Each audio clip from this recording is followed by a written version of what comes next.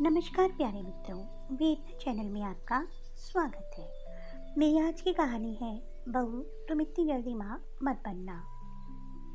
एक बार बच्चे हो गए तो पति पत्नी का रिश्ता सिर्फ रिश्ता बनकर रह जाता है, क्योंकि बच्चे होने के बाद जिम्मेदारी भी बढ़ जाती है। इसलिए बहू मेरी बात अच्छे से गांठ बांध ले। अभी 3-4 साल तुम लोग बच्चे के बारे में सोचना भी मत।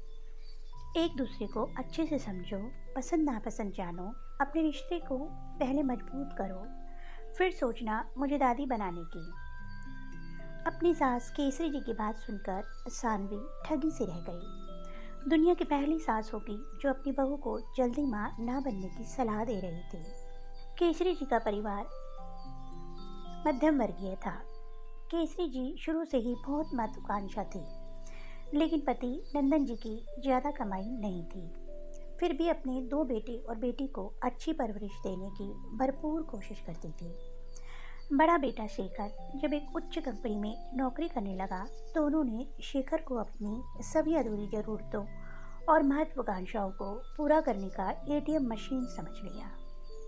शेखर ने भी बचपन से माँ को अपनी और भाई बहन के लिए अपनी इच्छाओं को दबाते देखा था, इसलिए वो माँ की हर इच्छा को पूरी करने में लगा रहता।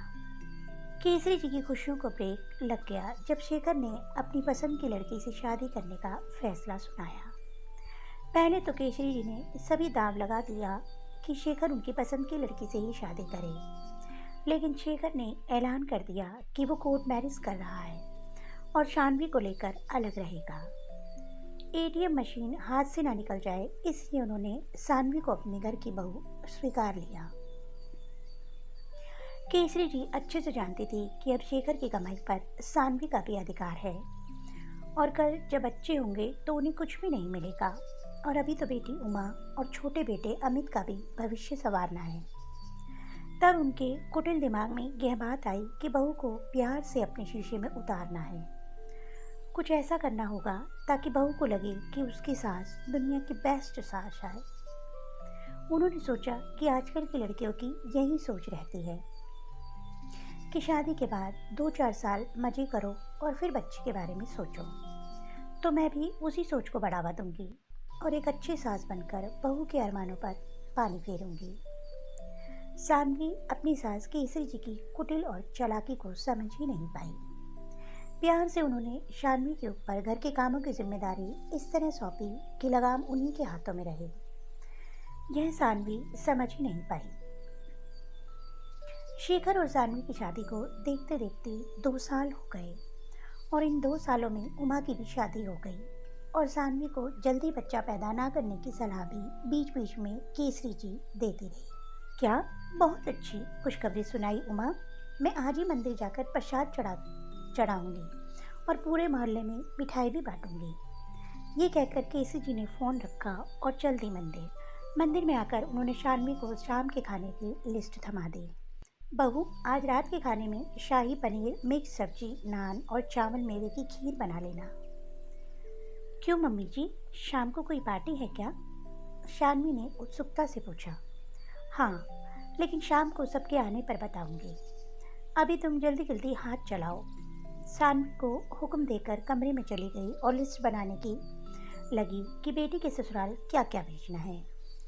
शाम को डाइनिंग टेबल पर खाना देखकर सभी खुश हो गए और सानवी से पूछने लगे कि आज कुछ स्पेशल है क्या, कोई खुशखबरी? बहू क्या खुशखबरी सुनाएगी? खुशखबरी तो उमा ने सुनाई है, मैं नानी बनने वाली हूँ, केसरी जी ने खुशी से बताया। सिर्फ नानी नहीं माँ, आप तो दादी भी बनने वाली हो। आज ही सानवी की प्रेगनेंसी की रिपोर्ट पॉजिटिव आई है। शेखर के इस खुलासे से केसरी जी के दिल में सैकड़ों सुइयां चुभ गई। क्या बहू प्रेग्नेंट है? लेकिन ऐसे कैसे यह प्रेग्नेंट हो सकती है? मैंने तो केसरी जी कहते कहते रुक गई। केसरी जी, यह क्या बेतुकी सवाल है? आपको बहू बेटे को आशीर्वाद देना चाहिए, उल्टा आप ऐसे रिएक्ट कर रही हो जैसे इन दोनों ने कोई गलती कर दी। अरे, शादी के 2 साल के बाद यह खुशखबरी मिली है और मैं कितना खुशकिस्मत हूँ कि मुझे एक साथ दादा नाना की पदवी मिल रही है। हे माँ जगदम्बे, हे माँ जगत जननी, मेरे घर पर अपनी कृपा ऐसे ही बनाए रखना। नंदन जी भगवान से प्रार्थना करने लगे। शेखर और सानवी ने नंदन जी और केशरी जी के पैर छूकर आशीर्वाद लिया। अमिन ने तो खुशी से शेखर को ही गोद में उठा लिया। थैंक यू भैया, मुझे बड़ा बनाने के लिए। अब मेरा भी जूनियर आ रहा है। सबके चेहरे पर खुशी देखकर केसरी जी के सीने में सांप लौट रहे थे, लेकिन अपने चेहरे पर झूठी मुस्कान लिए मुस्कुरा रहे थे। खाना खाकर सब थोड़ी देर मस्ती किए और फिर अपने अपने कमरे में चले गए। सभी सो गए, लेकिन केसरी जी की आंखों से नींद गायब थी।